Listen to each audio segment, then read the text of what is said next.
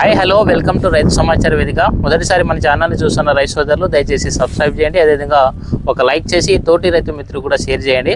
So చాలా రోజులైంది మన చేనులో నిలబడి వీడియో చేయడం, చాలా రోజులైంది. సో చూశారు కదా మన బ్యాక్గ్రౌండ్ చెట్టు. మనం లాస్ట్ ఇయర్ ఇదే మన మిరప తోట బిట్టు. సో లాస్ట్ ఇయర్ ప్రతి వీడియోలో మనం బ్యాక్గ్రౌండ్ చెట్టు అని మనం ఇక్కడే నిలబడి వీడియో చేయడం అయితే జరిగింది. అందరికి తెలిసిందే అది. సో ఇది మనము పత్తి పంట అయితే వేసుకోవడం జరిగింది. దాదాపు ఒక 40-50 రోజులు కావస్తుంది, 50 నుంచి 55 రోజుల ఇది పత్తి పంట. సో మనము మొదటి స్ప్రే అయితే చేయడం జరిగింది.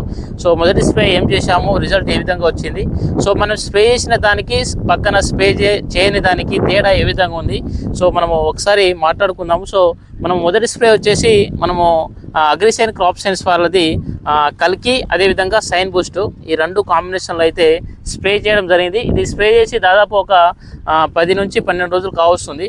కానీ కొంచెము వాతావరణం మనం వర్షాలు కూడా లేవు, కొంచెం పొడి పదంలోనే స్ప్రే చేయడం అయితే జరిగింది. అయినా కానీ రిజల్ట్ అయితే చాలా బాగుంది. ఒకసారి చూడండి, మనకు మొక్క చూడండి, గనుపులు ఏ విధంగా వచ్చింది చూడండి. దగ్గర గనుపులతోటి మనము స్ప్రే చేయకముందు అయితే మొక్క చాలా చిన్నగా ఉండే, ఈ స్టేజ్లో ఉండే. బట్ స్ప్రే చేసిన తర్వాత మనకు జానెట్ ఈగురు అయితే గ్రోతింగ్ వచ్చింది.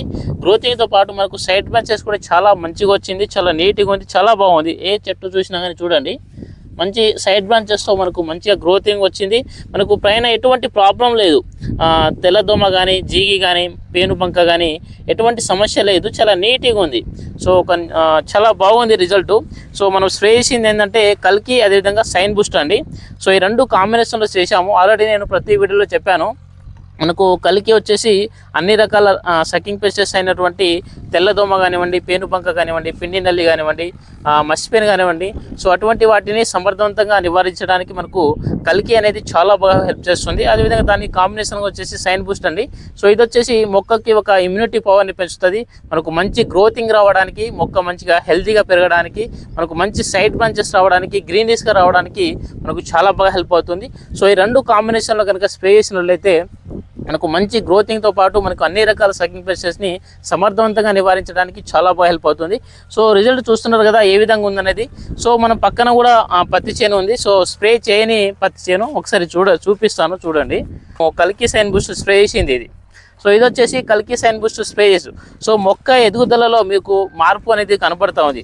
సో మొక్క అనేది నీట్నెస్ లేదు, గ్రోతింగ్ లేదు, సైడ్ బ్రాంచెస్ లేదు, ఎదుగుదల అనేది లేదు. సో రెండు ఒకటేసారి చేసాము. బట్ మనము స్ప్రే చేసిన దానికి చేయని దానికి పక్కనే మనకు తేడా కనిపిస్తూ ఉంది. సో అటు చూడండి, ఒకసారి ఇటు చూడండి.